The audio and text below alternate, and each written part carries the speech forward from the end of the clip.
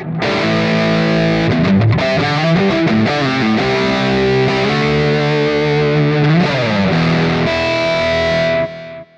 is going on, everybody? Welcome back to the channel. Today we are going to talk about 5 pickup questions that I think you need to stop asking, sort of. What does that really mean? Well, I have been making pickups for 12 years or so, and we have fielded thousands of questions about pickups. And it seems that it always comes down to the same few questions that get asked over and over again that I kind of think might be the wrong ones. So we're going to get to the bottom of it today. We're going to talk about the 5 pickup questions that are kind of pointless to ask if we sort of understand how things work. And then I'm going to sort of direct you in the right direction of the right questions to ask, so that when you go to upgrade your guitar, or even if you go to choose a guitar, let's say you're just, not even if you're going to buy pickups, but if you're just going to buy a new guitar, point you in the right direction so that you get the results that you might be looking for when it comes to the gear itself. Do me a favor before we get started, hit the like button and the subscribe button, and also scan the little thing down there wherever it is, and that'll take you to DylanTalksTone. We actually make pickups. That's what our real job is. So you can go and check out our complete line of pickups to make you sound better. That's how we kind of got to this video, is kind of looking through some of our history and understanding some of these questions. So let's start with the first one. Number 1 is going to be, which pickups are going to give me that sound, whatever sound it is. I actually have the Slash Les Paul here for a reason, because this is a big one. People want to know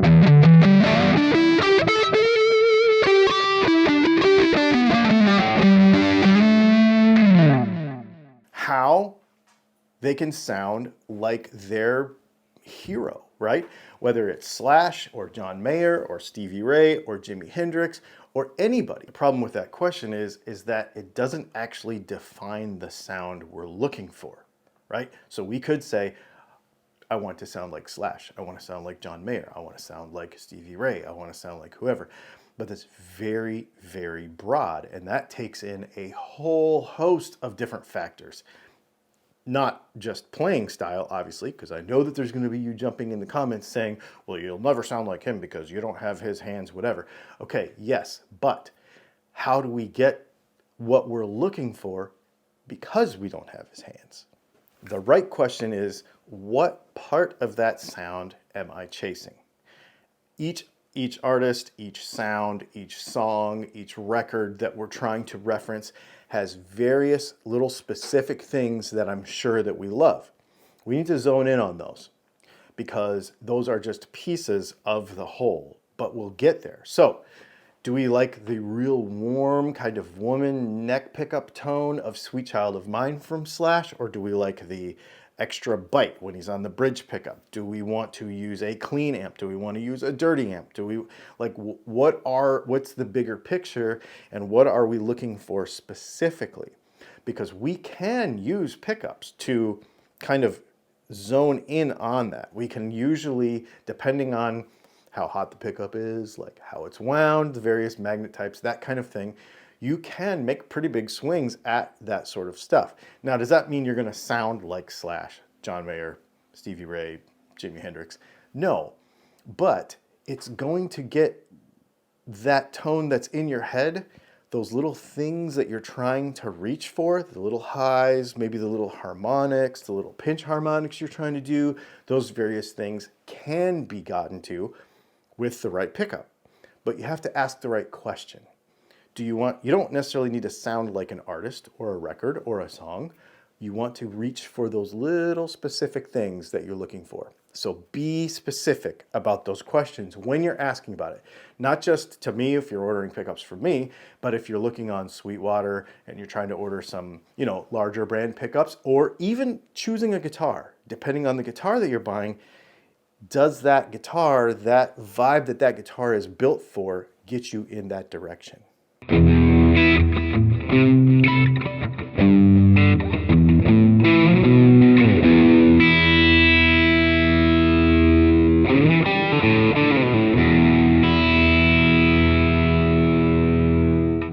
next question we get is, I don't like my pickups. If I change them, will my guitar sound better?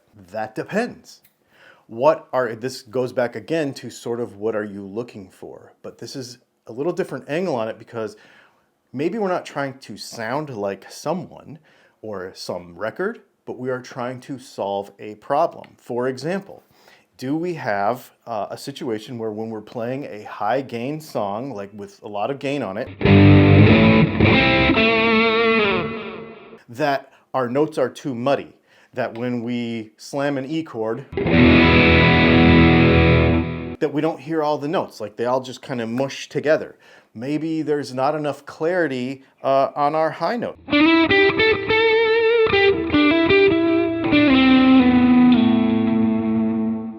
Maybe we're not getting the harmonics that we want. A lot of inexpensive guitars, because of the way the pickups are made, they can kind of lean towards those sort of issues. Not enough clarity, not enough highs, things kind of get mushy. The dynamics kind of go away with gain, meaning that it just sort of all sounds the same. One of the other problems that people have is, like, for example, if we're at our full volume with some gain and we turn down, sometimes the volume just goes away. Where with a real good pickup, it'll actually kind of clean up.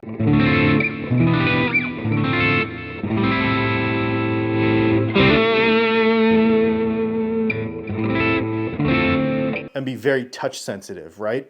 So it'll kind of have a little bit more dynamic range. It will be a little bit more usable with just the volume knob, like those sorts of problems. So think about, before you say, I think I need new pickups in my guitar, what sort of problem are you trying to solve? That's a big one. And think about it this way. I actually learned this from John Bollinger, taught me this. You all know who he is with Premier Guitar. Think about the sonic space that you're living in. So if you're a rhythm player, right? Or if you're a lead player, or what other kind of things surrounding you have, what sonic space do you want to occupy? If you are a rhythm player and you want to be down here, and you don't want to, but you still want to be heard with your bass player and the other elements, think about that. If you want to worry more about the clarity of things, think about that. Remember that a guitar is a vocal instrument. It shares with the human voice as far as the frequency response goes. It's kind of in the mid-range. And then what happens is we sort of lose some of the bass, gets mushed into the bass and the low end, and some of the clarity kind of gets shaved off because of various aspects. So make sure that we're kind of looking for solving the right issue.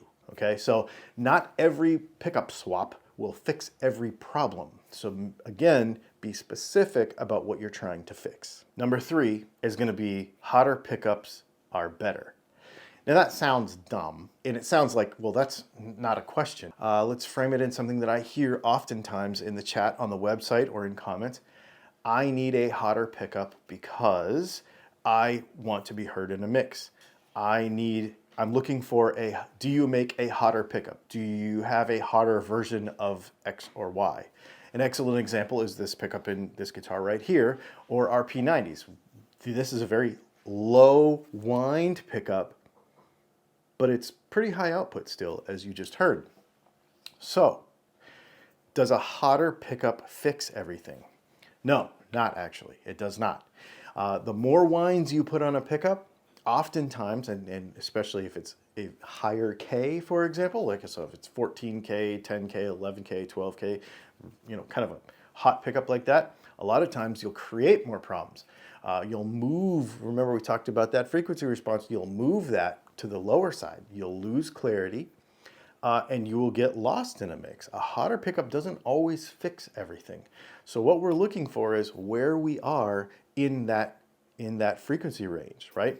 This is an excellent example of a pickup, this Super 8, that is not wound very hot, but it's got an interesting magnet in it that it makes it to where it does both, where it sticks out in a mix, it can be heard, but it still hits the amp really hard. So there's a bunch of different little variables that we can put into a pickup that make it to where it's not just the number, because people will just jump straight to the number. Well, this is a 7.8K PAF, so that's a low wind or low output pickup, or low output or underwound. I want something overwound. Do you really? So when you ask your pickup builder, you ask your whoever you're talking to about it, make sure that you ask the right question. Help them to understand the problem that you are trying to solve, because a hot pickup isn't always the right solution. Number 4 is going to be Alnico or ceramic. A lot of people will shy away from ceramic pickups because they are so often associated with cheap pickups. But that's kind of a misnomer. Ceramic pickups and Alnico pickups do cost different. Yes, ceramic pickups are less expensive. However, that doesn't make them necessarily bad. They end up in cheaper guitars because of that. So again, the bias is sort of against them because they are found in cheaper guitars. However, they do some very unique things. I don't actually have a guitar with ceramic pickups in it right now, but they do some very unique things. People think that they're very brittle, but that's actually not the case. They can be very warm. You have to look at the entire pickup as a package. So the wind count, the string, the wire gauge, the coating thickness on the wire, the arrangement, the bobbin size, all that kind of stuff, the packaging, is the bobbin tall or short, the size of the magnet. So you can actually, I don't know if you know this or not, but like not every magnet that goes in a humbucker is actually the same size. There's actually longer ones and shorter ones and all kinds of stuff that you can do. So when you look at the pickup as an engineering whole, right? So like as the whole package, that is where it really matters. So like if you go on our website, for example, and you see, oh, this 8-ball humbucker has a ceramic magnet in it. It's not a cheaper pickup. It's not a worse sounding pickup because it has a ceramic magnet in it. It's actually been engineered to sound awesome with that magnet. So don't worry necessarily about what magnet is in what pickup if it's getting you the results that you want. The other thing that's associated with this is just because a pickup has a certain magnet in it doesn't mean you're going to get a result that you're looking for. A lot of folks will say, well, I want your Strat pickup, but with Alnico 2 instead of Alnico 5. Okay, but the problem is that because all those pieces talk to each other, that's a complete redesign. That's not just swapping magnets. That's a whole re-look at how that magnet is constructed and used and the goal sound. And so just switching a magnet type doesn't necessarily get you the results that you're looking for. So don't get super hung up on magnet type. Look at the pickup as a whole. Number 5 is, do pickup covers make a difference in the tone? Does it kill tone? Well, the answer actually is yes. It actually does. It actually affects the tone a little bit. But that is not an across-the-board judgment on whether you should have metal pickup covers on your guitar or not. Again, this goes into the entire pickup design and the materials used. So on inexpensive pickups, so let's say you have a very inexpensive guitar that has a ceramic cheap magnet in it, for example. And I say ceramic cheap magnet in the sense that we normally think of, like it was built to a price to be included in a cheap guitar. Oftentimes that cover that's on that, let's say it's a Telecaster, Affinity Telecaster pickup, for example, or a Classic Vibe Telecaster pickup, for example. Well, no, those are Alnico. So anyway, any kind of inexpensive, real inexpensive pickup is going to have probably a brass pickup cover that is then nickel plated, okay? Instead of a nickel cover that is then nickel plated. I know that sounds weird, but that's the difference, okay? And then chrome actually, just a little side point here, chrome is actually just a clear coating that goes over nickel. I don't know if you knew that or not, but the nickel is actually what gives you the chrome looking stuff. And then chrome is a clear coating, more or less, that goes over nickel. So it could be, but nickel or chrome over nickel versus nickel or chrome over brass are two different things.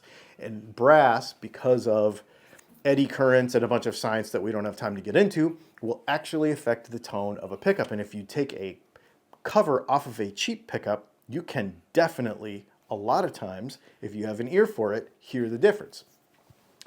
But that doesn't mean that it's always bad. We make pickups with covers on them all the time. Most of the humbuckers that we sell, folks opt for pickup covers. That means that we have to engineer around that. So anything can be sort of engineered around. We put clarity and the dynamic into the pickup that we like, so that when we put a cover on it, of very high quality, not a cheap one, the effect on that is very minimal. Will you hear a difference? It depends on your setup. It depends if you have a good cable. It depends if the clarity of your amp and all the various other setup in your amp. So some people you might get in the comments right now and say, I could totally hear a difference with no cover. And others might say, yeah, it doesn't really make that much difference to me. It kind of goes both ways. So if you have a high quality pickup with high quality materials, the effect will be much, much smaller than if you don't. So after thinking about these 5 things today, I think the takeaways that I would encourage you to take away from this video are 2 things. Instead of thinking about those conventional questions, think about 2 things. Think about, what is the goal, the tone that I'm looking for, right? The specific thing. Do I want more clarity? Do I want more bass? Do I want more mid-range, right? And if it's something that you're looking for to be yourself, that's awesome. That's great, right? Nobody usually asks, I'm looking for the thing to make my own tone. A lot of folks will ask, I'm looking for the thing to make somebody else's tone. Focus on your tone, right? Number 1. And then number 2, the other way I would approach this is problem solving, right? Even when we design pickups, that's how we approach it. This pickup is too muddy. This pickup doesn't stick out in a mix. This pickup, I don't like the way it feels when I use a lot of gain. I don't like the way it sounds when I use a low wattage amp. I don't like it the way it sounds when I turn the volume down. I don't like, right? Think about the problem that you want to solve and then ask the question, this is the problem that I'm trying to solve. What should I do? There are many ways to solve those problems, so don't worry too much about the solution. Don't worry too much about the specific magnet, the specific whine count, the specific all those things.